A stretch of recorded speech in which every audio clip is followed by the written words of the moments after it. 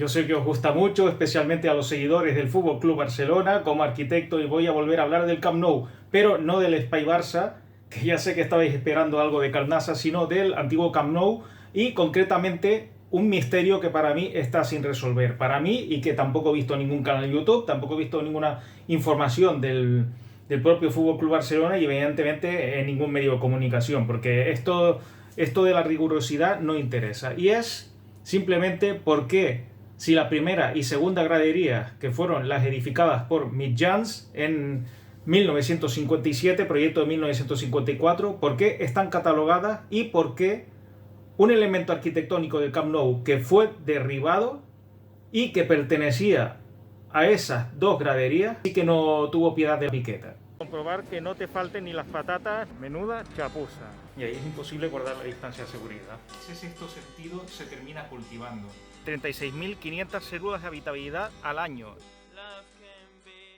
Muy buenas amigos Rayar, soy Alejandro Arias, arquitecto, especialista en todos los trámites y trabajos que tengan que ver con la arquitectura y con la compraventa y alquiler de edificios, certificados energéticos, cédulas de habitabilidad, inspecciones técnicas de edificios, georreferenciaciones, peritajes. Y en este vídeo simplemente me planteo un misterio, y es que todos sabéis, de hecho yo no lo sabía antes y me he terminado enterando cuando he ido aprendiendo sobre el proyecto del Espai Barça, que la primera y segunda gradería que se han conservado para el proyecto de Espai Barça, es decir, que se tiró la tercera grada que fue edificada e inaugurada en el Mundial de España 1982, y esta fue tirada porque estaba en muy mal estado, pero la primera y segunda gradería del Camp Nou se han conservado para el proyecto actual del Espai Barça, y simplemente se les hará un lavado de cara y se les pondrán asientos nuevos y poco más, y todo el proyecto nuevo se articulará alrededor de esas dos gradas que han sido salvadas porque estaban catalogadas como bien arquitectónico protegido. Y yo me pregunto una cosa, todos tenéis la imagen de las gradas, ¿no? ¿Por qué la visera y la marquesina no se salvó también?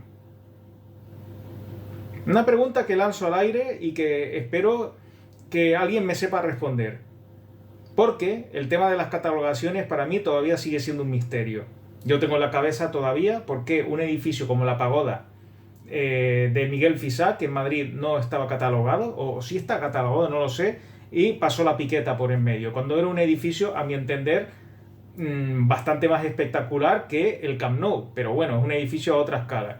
Es decir, no hay piedad para la piqueta para según qué cosas, pero para según qué otras cosas sí que hay piedad de la piqueta, o sí que hay piedad de que formen parte de un pasado histórico arquitectónico que hay que preservar. Es decir, ¿por qué la Pagoda de Fisac no y por qué el Camp Nou sí? ¿Por qué? Bueno, el Camp Nou, la primera y la segunda gradería. ¿Y por qué dentro de la primera y segunda gradería no se salvó la marquesina, que formaba parte del proyecto original, y en la primera y segunda gradería sí? Toda esta serie de fotos la he recogido de dos fuentes. Primero, del archivo del Colegio de Arquitectos de Cataluña, el archivo del Colegio de Arquitectos de Cataluña, y también de la presentación colgada en el propio canal de YouTube del Colegio de Arquitectos de Cataluña, que se hizo en junio de 2022, la presentación del proyecto definitivo del Espai Barça, sobre todo en lo que concierne al Camp Nou, porque ya sabemos que tanto Palau Blaugrana como espacios verdes, etcétera, etcétera, todavía están en fase de proyectación.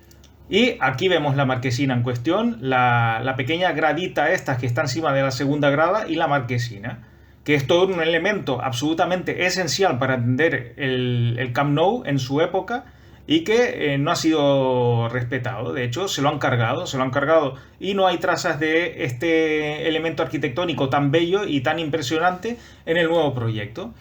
Me podrán decir, bueno, sí, es porque el Camp Nou hemos decidido apostar por la imagen simétrica, se han añadido los dos espacios VIP, las hileras de palcos VIPs con el Hospitality, queremos un estadio de 105.000 espectadores para superar en todo al Santiago Bernabéu, etcétera, etcétera. Sí, todo eso está muy bien, pero fijaos en este elemento arquitectónico. ¿Vosotros me queréis explicar por qué se ha renunciado a la potencia tan absoluta de este elemento arquitectónico? Ni siquiera replicarlo en la grada superior. Es que por eso yo no acabo de entender por qué la catalogación funciona con ciertos elementos y con otros elementos no. Porque si tan exigentes fuimos con unas gradas que creo que tienen menor entidad arquitectónica y menor fuerza representativa que la marquesina, ¿por qué las gradas se salvaron y la marquesina no? O al menos permitir reproducir la marquesina más arriba, si se trataba de subir una grada más el estadio. Yo esto no logro entender. Fijaos esta fuerza, esta fotografía tan fantástica a pie de campo de la primera gradería y la fuerza de interpretación de la marquesina. Es que era una parte clave del proyecto de Mitjans. Sin la marquesina el campo hubiese quedado cojo. Sin la marquesina este proyecto habría quedado cojo, habría quedado muy plano, pese a la fuerza interpretativa de la curva, lo bien tratado que estaba el hormigón y lo bien proyectado que estaba tanto el estadio como sus alrededores. Aquí esta foto ya en color, seguramente entrada en los años 60, demuestra claramente cuán de fundamental era la marquesina del proyecto. Y fijaos cómo la añadidura de la tercera grada, esta ya es una foto posterior al Mundial 1982, fijaos cómo mucha gente opina que desfiguró un poco la forma del estadio, a pesar de que esta fuese el proyecto original, que este fuese el proyecto original de Mitjans, el de la tercera gradería con una cierta simetría y con una inclinación del borde del skyline de la grada, pero realmente, a pesar de que este fuese el proyecto de Mitjans, yo no sé si haber apostado al final, no sé por qué razones, no sé si fueron razones de presupuesto o porque no lo quisieron hacer o porque consideraron que un estadio de 6.000 espectadores era demasiado. Yo aquí no estoy muy enterado, pero fijaos cómo la imagen del proyecto inicial con todas las gradas para mí es menos potente. Es menos potente porque quizá la grada que da al este, a la maternidad, es un masacote muy, muy, muy grande. Es un masacote muy grande que sobresale demasiado de la cota del terreno. Sin ir más lejos, debajo de la tercera grada, Mitjans había proyectado un cine. Esto se ve en los planos. Y esto también se vio en un canal de YouTube que consulté hace mucho tiempo sobre el proyecto del Camp Nou, fuera de bufandeos y fuera de estos típicos lugares comunes de demostrar que eres mejor que el rival, tanto por parte de madridistas o culés. Y en este canal de YouTube se hacía sobre todo mención a este cine que formaba parte de la estructura del Camp Nou. Fijaos, el solar, esta imagen es el actual barrio de Las Corts. Y fijaos que esto, si a mí me dicen que esto ha sido sacado en el Parque Natural de las Dunas de Corralejo, o en Fuerteventura, o de Maspalomas, en Gran Canaria, yo me lo creo, porque fijaos que el estadio parece que está en tierra de nadie, solo está el estadio, incluso hay una palmera aquí, con una foto muy intencionada. Y fijaos, yo no me canso de decirlo, la fuerza de interpretación de la marquesina. No se entiende la imagen exterior del estadio sin la marquesina. Incluso me atrevería a decir que las rampas de acceso al estadio son un elemento fundamental del mismo y conectan ese estadio con los alrededores.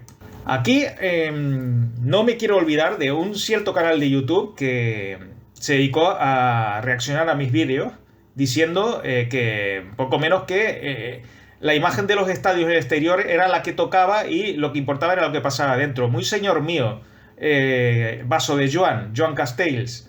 Aquí puede ver en esta foto que eso es absolutamente falso, que Francesc Mitjans, tanto como Lorenzo García Barbón como Soteras, Josep Soteras, pues prestaron tanta atención al interior como al exterior. Y fíjate en la fachada que había aquí, fíjate en los accesos y fíjate cómo se trataban cada parte de la grada, la marquesina, esta parte cubierta que funciona como una celosía, los accesos, las rampas. Bueno, con esto me quiere decir que la fachada exterior no era tratada, que era como la parte indigna del estadio, que pasaba por ahí, que la gente ve los culos de los asientos, que por algo se llamaban culers, porque en el antiguo estadio del Fútbol Club Barcelona, no sé si en el campo de Las Corts creo que no, sino en el primer estadio que tuvieron, pues se veía a la gente los culos sobresaliendo de las gradas y por eso se llaman culers.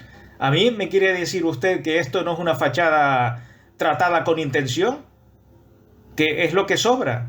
Otro ejemplo más claro del tratamiento tan excepcional de la fachada, unas celosías, la marquesina arriba, jugando con los sólidos, con los huecos. Desde luego, el archivo histórico del Colegio de Arquitectos tiene un material impresionante. Yo, como usuario del Colegio de Arquitectos, evidentemente que pago mi cuota trimestral de casi de 140 euros por todos los servicios que da, realmente es una delicia poder acceder a tanto material de forma directa.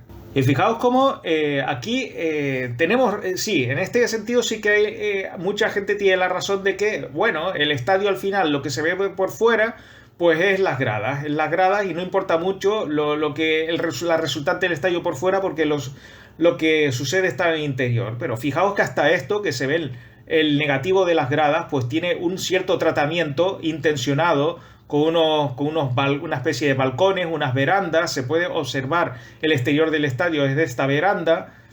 Hay un tratamiento clarísimo arquitectónico, no es el espacio que resta de los demás. Lo que pasa está en el campo y lo que suceda fuera del campo no tiene ni punto de comparación. Aquí hay un proyecto arquitectónico con todas las de la ley, tanto dentro como fuera del campo. Y de hecho, esta imagen ha sido la perspectiva que se intenta conservar en el proyecto de Espai Barça de hoy en día. Los balcones dan paso a la estructura del tercer anfiteatro y a ese atrio que es el que contendrá todas las historias de las cafeterías, los equipamientos, etc. Bueno, los equipamientos no, pero los nuevos atractores para que la gente vaya al estadio más que al fútbol, como cafeterías, etcétera, etcétera. Miren cómo la maqueta de 1954 que se presentó para el proyecto contemplaba la tercera grada. Y fijaos, yo reconozco que en este caso la maqueta quedó mejor que el resultado porque las rampas tenían una cierta estética mucho más cuidada. Aquí se ve, repito, yo creo que si hay solamente un punto de crítica del proyecto de Mitjans, que contemplaba la tercera grada, es que la tercera grada era un monstruo impresionante. Un monstruo impresionante. Fijaos que aquí incluso podemos establecer algún paralelismo con la antigua grada del Estadio de la Peineta de Madrid, que ha sido transformada en el Civitas Metropolitano, pues además por el mismo equipo de arquitectos, por Cruz y Ortiz, autores también del Estadio de la Cartuja. Pues fijaos cómo estoy seguro que Cruz y Ortiz cogieron algunas trazas de esta grada, de esta tercera grada y esta visera que sobresalía. Recordemos que bajo esta visera había un cine proyectado. Pues estoy seguro que se inspiraron en esta tercera grada. A mí no es que me termine de gustar demasiado estéticamente, pero reconozco que como imagen es muy potente. Esto es una maqueta, aquí desafío a cualquiera a que diga que si esto es la imagen original o no, porque si tú no te fijas muy bien y te pasan la imagen rápida, tú piensas que esto es una perspectiva del Camp Nou tomada de noche, pero no, es una maqueta. Y fijaos qué maquetas más fantásticas y fijaos cómo incluso, bueno, aquí arriba canta un poco porque hay un ligero pandeo de forjados que no podría permitirse en la vida real, pero fijaos cómo en donde está... en donde, digamos, en la grada de tribuna principal, fijaos cómo el acceso al exterior parece que hay unos toldos, que parece de un hotel de estos de retro de la Gran Vía de las Corts Catalanes. Fijaos el lenguaje de la época y los coches, los grupitos de personas. Las maquetas son fantásticas. Yo reconozco que era un paquete haciendo maquetas en la escuela de arquitectura. Creo que hice 3 o 4 maquetas durante toda la carrera y porque me obligaron. Bueno, de hecho, había gente que encargaba hacer las maquetas a profesionales y se gastaba sus buenos dineros, 50.000 pesetas por maqueta, que serían unos 300 euros actuales. Pero bueno, si con eso aprobabas el proyecto fin de carrera, estaba bien. Pero mira qué maquetas tan bonitas hacía la gente. Aquí vemos la sección del estadio. Recordad que ya en otro vídeo ofrecí secciones del estadio del proyecto actual del Espai Barça y vemos aquí la fuerza interpretativa de la marquesina. Es que la marquesina es esencial para entender el proyecto de Mitjans. Por eso, yo entiendo que se haya querido sumar la tercera grada con toda la ley, aportando un esquema más simétrico, pero me extraña a mí lo de la catalogación. Este es un vídeo que iba dedicado a la duda de la catalogación, por qué ciertas partes del Camp Nou fueron catalogadas y por qué otras no. Y, repito, no sé por qué la marquesina no fue catalogada, o si estaba catalogada, por qué estaba menos catalogada, porque es el elemento más importante del estadio bajo mi punto de vista. ¿Qué plano más bonito? Aquí yo me he quejado en otros vídeos sobre el Espai Barça, sobre todo el de las zonas verdes. Me he quejado de que los planos obvian las zonas verdes y obvian los alrededores. Y aquí se ve como un plano de 1954 tenía claro que el Camp Nou tenía que estar integrado con el entorno. Y fijaos que era un entorno donde no había absolutamente nada. Pero aquí se ve claramente cómo las pasarelas tienen un lenguaje directo con el estadio y cómo los desniveles de las pasarelas y de la primera grada pues dialogan directamente con el terreno existente. Aquí está la lámina de agua también, es decir, que este plano que es de hace 60 años me dice mucho más en relación a la intención del arquitecto con relacionarse con el terreno que los planos actuales del Espai Barça que se han ofrecido en las charlas del Colegio de Arquitectos, por ejemplo. Fijaos la fuerza del Camp Nou con respecto a la ciudad de Barcelona y cómo el solar antes pues prácticamente no había nada construido.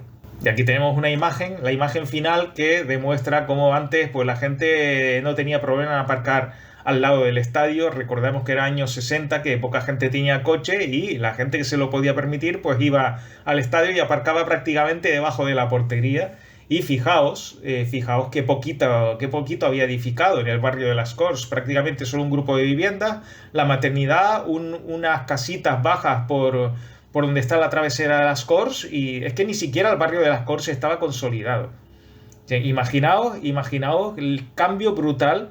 Aquí cuando estamos, mucha gente, volviendo a la polémica del nuevo Bernabéu, mucha gente dice, no, es que el estadio estaba antes y que los vecinos apechuguen, pero fijaos que aquí pasa exactamente lo mismo, es que el estadio estaba antes. El estadio estaba antes, por lo tanto, yo creo que no soy amigo del derecho de pernada en absoluto en la arquitectura, porque un edificio esté antes no quiere decir que los demás que se tengan que fastidiar y que tengan que aguantarse con los usos que tiene el estadio o lo que sea. Me estoy acordando ahora de un canódromo que había en la Meridiana y otro canódromo que había cerca de la avenida Mestral, en la Plaza de España, siempre en Barcelona. Y pese a que no tenga que estar supeditado el uso digamos que el barrio no tiene que estar supeditado al estadio, pero es que el estadio también tiene algunos derechos. Y yo creo que es una sinergia entre ambas partes lo que se tiene que conseguir. Tanto que el estadio se adapte al barrio y el barrio se adapte al estadio. Como un profesor mío decía, de urbanismo, Xavier Eizaguirre, que los edificios tienen que adaptarse al terreno y los terrenos tienen que adaptarse también a los edificios. Es una sinergia. Yo creo que, aprovechando, ya sé que este vídeo va sobre la sospechosa no catalogación de la marquesina del Camp Nou antiguo, pero al final termino hablando de lo de siempre, de las polémicas que hay entre el diálogo del estadio y de los vecinos, y que los vecinos en casi todos los casos vinieron después. Espero que este tour por el antiguo Camp Nou, el inaugurado en 1957 y ampliado en 1982, aunque a nosotros nos interesa el espacio de tiempo de 1957 a 1982, os haya parecido interesante y sobre todo que os haya despertado una curiosidad de saber por qué se catalogan ciertos bienes arquitectónicos y por qué otros bienes arquitectónicos no se catalogan. ¿Qué criterios realmente hay para hacerlo? Un abrazo a todos y seguimos aprendiendo. Si te ha gustado este vídeo, puedes hacer dos cosas. Suscribirte a mi canal Alejandro Darias, arquitecto, para saber cuándo publico nuevo material. Y compartir este vídeo con tu familia y amigos en las redes sociales.